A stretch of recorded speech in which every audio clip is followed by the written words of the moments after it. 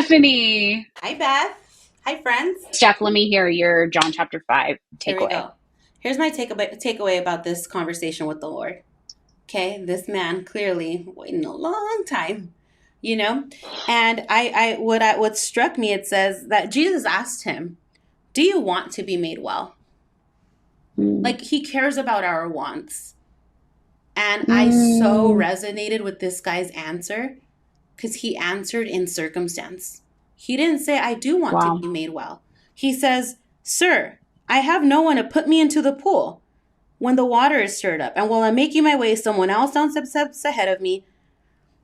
Like, I go into that. Like, if Jesus will ask me, like, what do you want? Do you want this? And I'm like, well, Lord, look at everything else about going on in my life right now. Like, am I like so, like, why? Why can't I say, this is what I want, Lord? Like, yes. Or do I Mm. just like kind of give in to my circumstance and say, well, this is all the reasons why I probably can't get what I want, Lord? And then Wow. Jesus's response and like the loving just nature, he just says, he answers right away. He says, stand up, take your mat and walk. He's not limited by our circumstance or even by like the big mountain we make of it. Right? He just tells them, okay, then get up. You're not going to wait for anyone else to do something for you. I'm going to do something for you. Now you can get up and Wow. walk. And so when I read that, I was like, man, why do I always respond to him with all my circumstances, all the reasons why something can't go well? But I want it to. My answer should be yes, Lord. Please, I do. But yeah, maybe it is that hopelessness sometimes, or we're just kind of guarding Wow. ourselves for disappointment or hurt, or waiting longer. Maybe we're scared for him to say, okay, you're going to have to wait a little longer, So that, yeah, I was kind of sitting with that for a bit. Steph, that is very good. And that's not a way that I've like prayed with that question from Jesus before, Mm, you know? So mm-hmm, thank you. Thanks for that. mm-hmm. Yeah. For me, it's 5:17. But Jesus answered them, "My Father is working still, and I am working." And that's a very dear scripture to me for probably the past year. The Lord gave it to me out of the blue, just like Wow. in adoration, said John 5:17. And I was like, what? Looked it up, and I was like, oh, Yeah.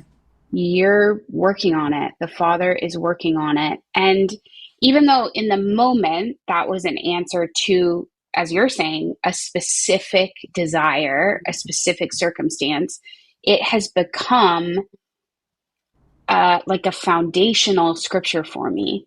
And I understand that at all times, the Father is still working and I am working. Jesus Mm, is working. My Father is working still and I am working.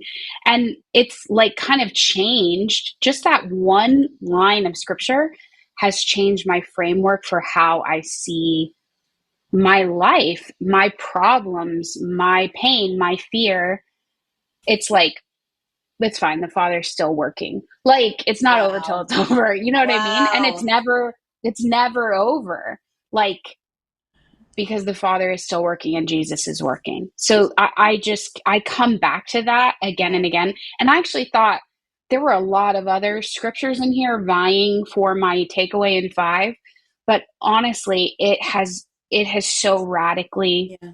changed my view of God's kindness Yeah. and tenacity and faithfulness that I Hmm. had to stick with John 5:17. I love Beth, that, Mary Grace. We had the same one that's so good. It's like a life hack. Like, first of for all, sure. all of the gears started spinning in my head. I was thinking of like the bridge to Mm. Waymaker. Like, even when I don't see it, you're working. Even when I don't feel it, you're Yes. working. You never stop working. And then I thought about the Notebook when he's like, it wasn't over. It's still not over. Wasn't over.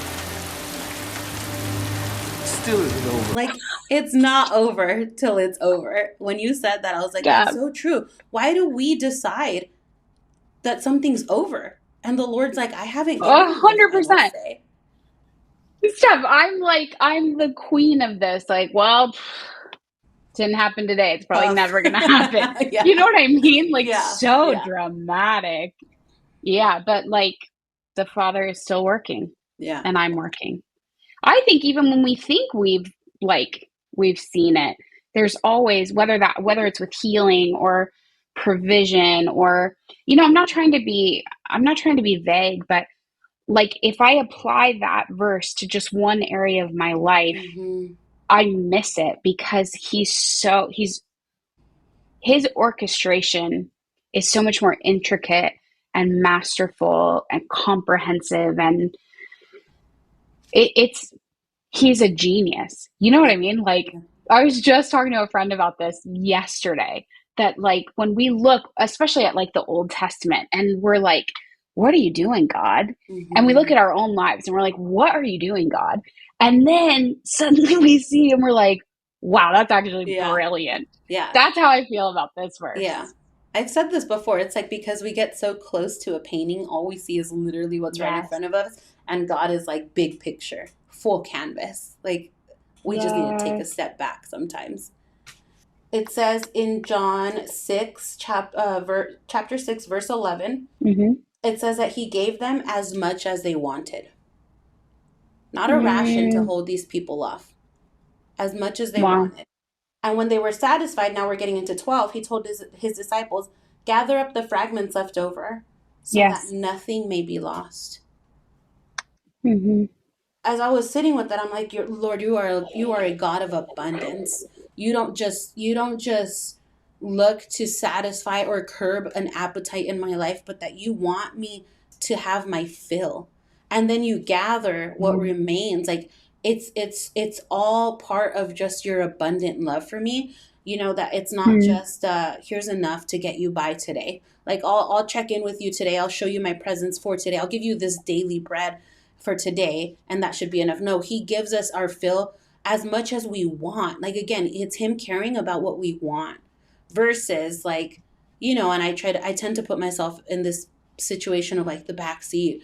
Yes, but even as a mom, like my kids will eat everything before I even serve myself, I'm always like, oh, it's okay, just enough is fine for me. And he's like, no, I want to give you Mm, what you want, and I'm just like, wow.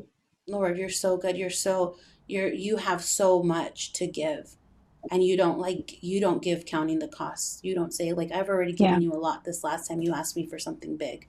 So like take your little ration and be on your way. No. He's a God of abundance. He gives us what Wow. we want. He gives us our fill. So that's kind of where I was just like,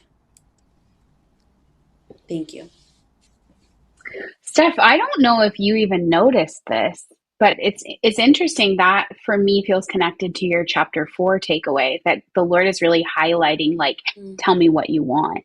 Yeah. Share your desires with me, and Mhm. honoring those desires and wanting to give you the desires of your heart.